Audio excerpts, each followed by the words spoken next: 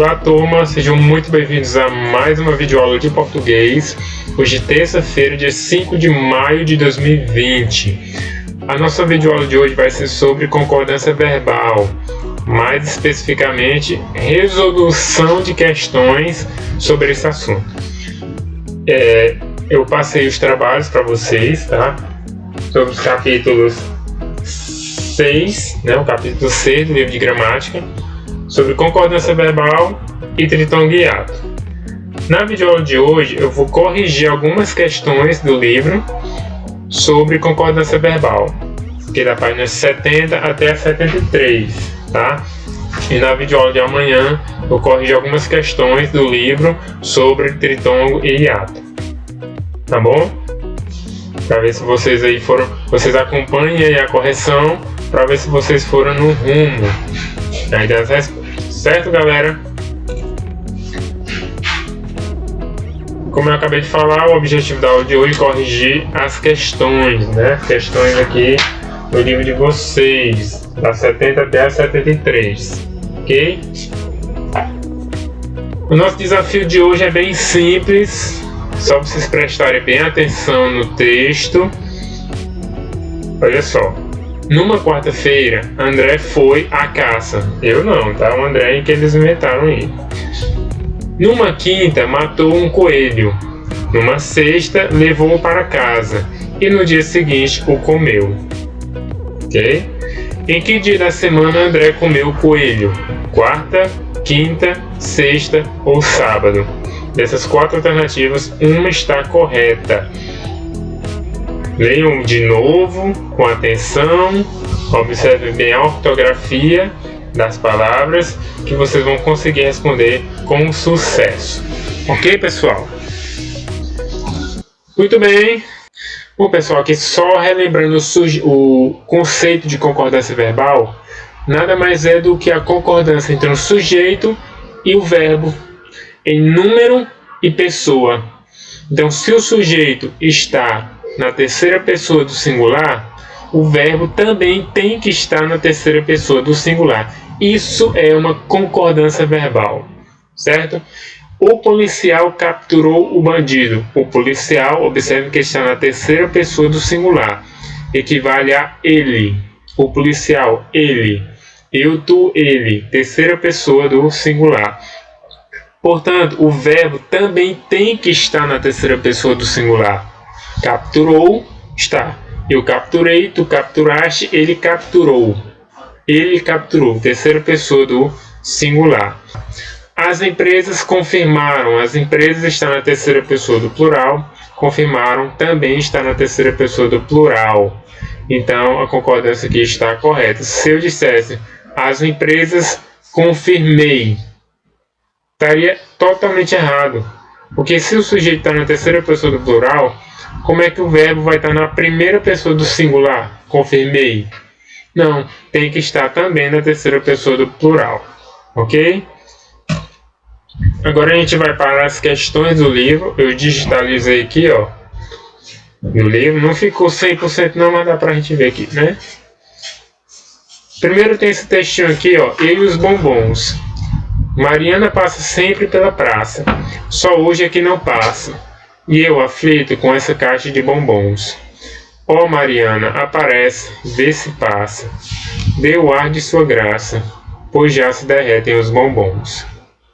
Na letra A, ele quer que você considere dois versos e quer que você faça o que se pede.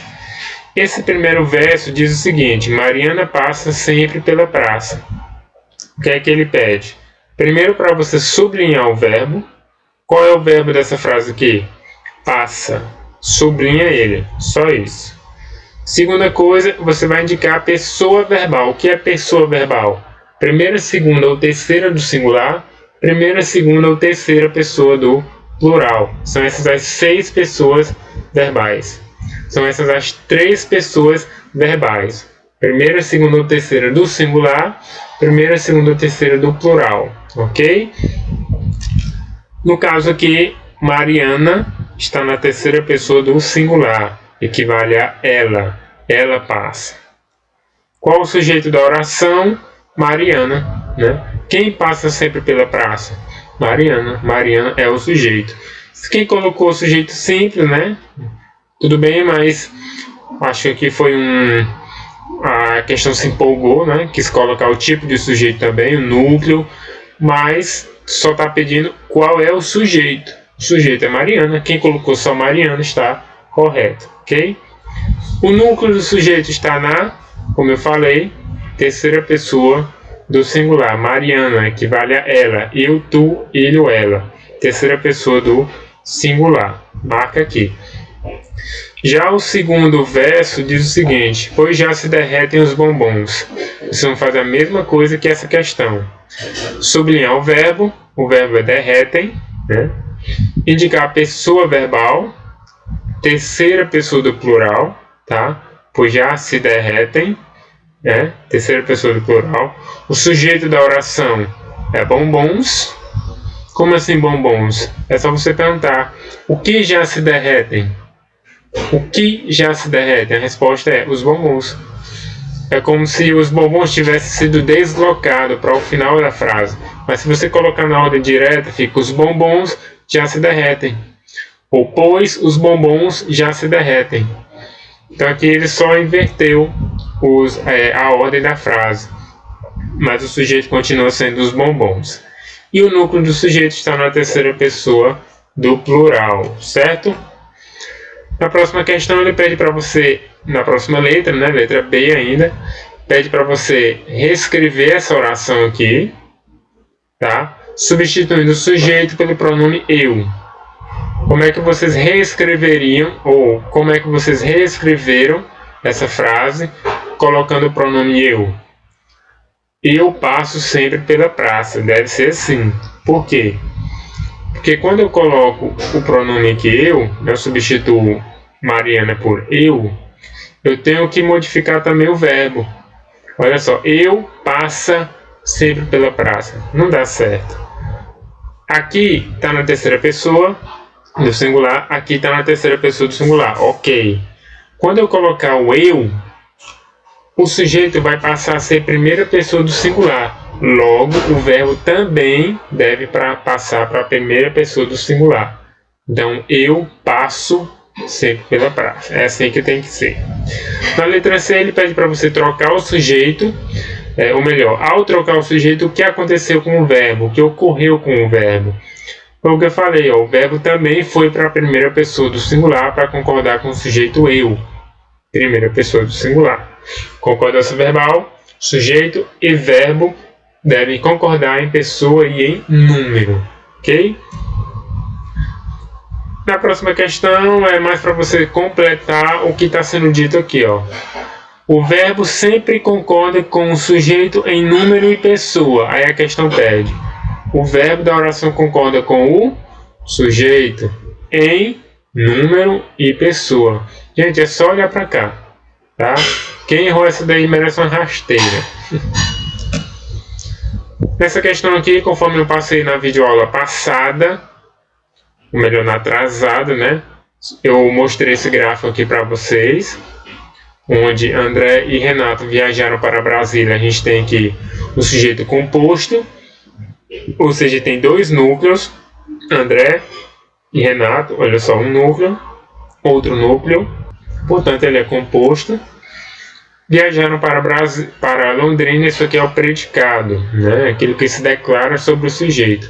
Viajaram é o verbo, está no plural, pois temos aqui um sujeito composto, dois núcleos. A questão seguinte pede para você classificar os sujeitos das orações do gráfico. Ou seja, todos esses aqui, ó, são 4 orações. Você tem que classificar todos os sujeitos dessas orações. Todas as orações do esquema têm sujeitos compostos, então vocês poderiam colocar apenas isso, sujeito composto em todas. Observe que todas têm 2 núcleos, 1, 2. Então, se um sujeito tiver 2 ou mais núcleos, ele vai ser um sujeito composto, certo? Na letra B, os núcleos do sujeito da oração André e Renato viajaram para Londrina são representados por substantivos, pronomes pessoais retos ou palavras substantivadas. Substantivos, olha só, André e Renato são 2 substantivos próprios. Estão nomeando, estão dando um nome, é um nome próprio de um ser, de dois seres. Então, são substantivos. E os núcleos do sujeito das outras orações, ou seja, dessas orações aqui de baixo. Como é que é? Como é que funciona isso aí? Eles são representados por pronomes pessoais retos, pronomes substantivados. Não cortou aqui, mas são substantivados. Como assim? Quais são os pronomes pessoais retos? Eu, tu, ele, nós, vós, eles. Então, são essa galerinha aqui, ó. Pronomes pessoais retos. Eles são pronomes substantivados porque eles assumem o papel de substantivo na frase.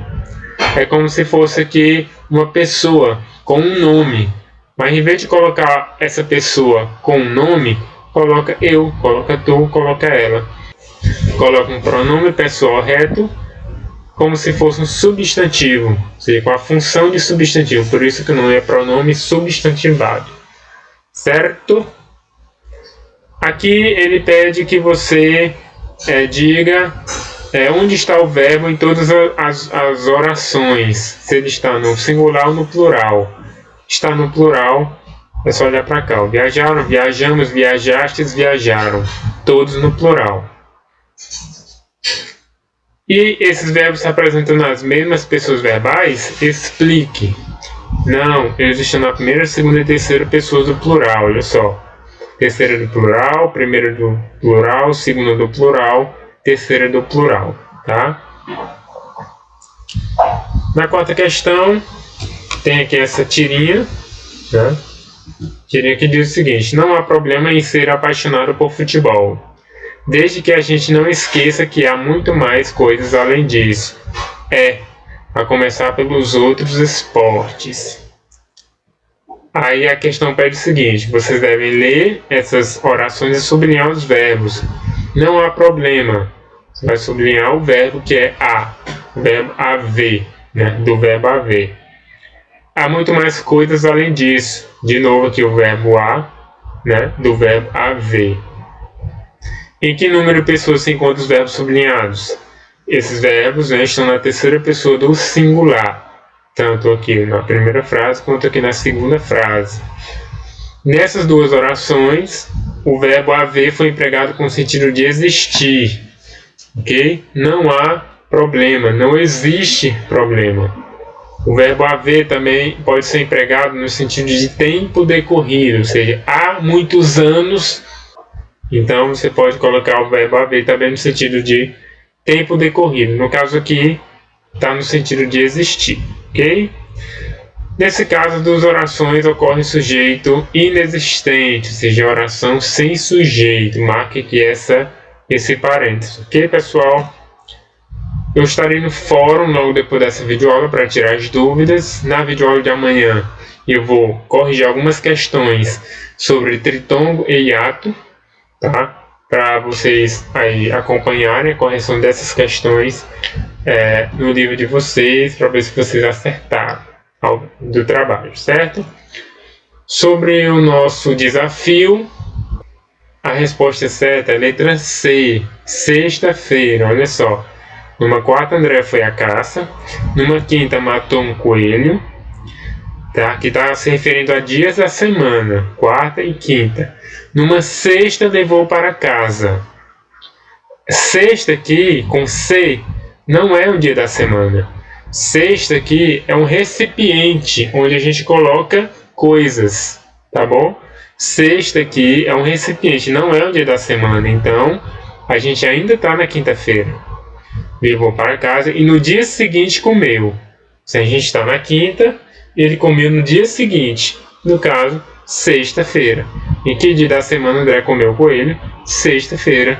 Letra C. Ok? O segredo da questão está aqui nessa palavra sexta.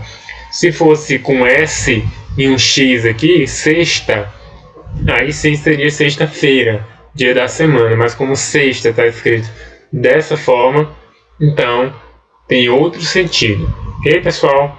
Muito bem, é isso aí. Vou estar no fórum agora para tirar as dúvidas. Fui!